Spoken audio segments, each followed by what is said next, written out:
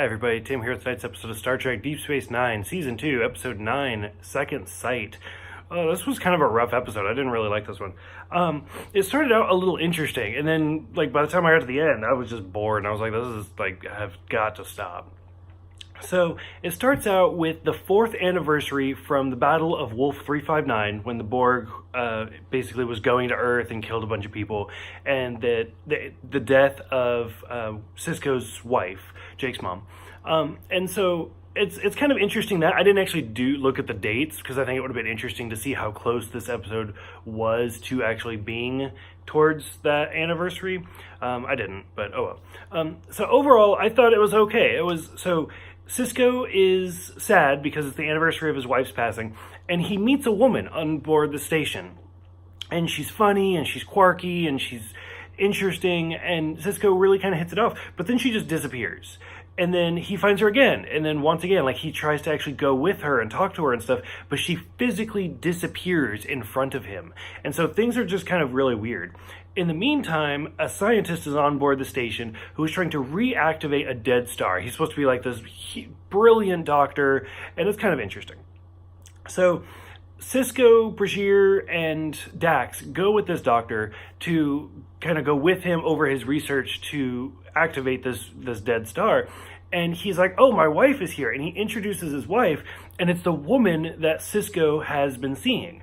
Which, that's really small trivia, but I thought it was interesting. When they're on board this ship going to the dead star, somebody's in the Next Generation type uniform where it's on the color on the bottom. So I thought that was kind of interesting. So I think that's the first time we've seen that uniform on the show, besides Q.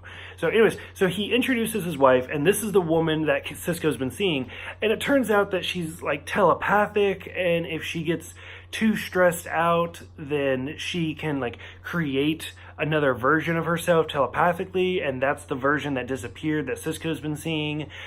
And the reason she's stressed out is because her husband, when her species mates, they mate for life. And this he's married to his work, and he mentions how he's had several wives. But this one, her species mates for life, and so even though she wants a divorce, she can't do it because that's against her culture. And so them being together stressed out, and I don't know, I was so done by the time they got to the episode. He ends up killing himself to restart the star, and that makes her snap out of it. The version Sisko has been seeing disappears, and she's back to normal. Overall, I thought this episode was awful. I couldn't get into it. Talking about it just makes me even realize how much more I didn't like it.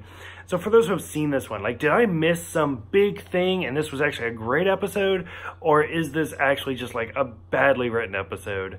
Like I said, throughout the first part, I actually thought it was kind of interesting. If this episode was just about Sisko seeing a woman that magically disappears, I could kind of get behind that. The reason behind her disappearance, I just didn't dig it. I'm just not feeling it today, I guess. So for those who have seen this one, go ahead, let me know in the comments below. Thank you guys for everything, and I will see you guys next time for Sanctuary.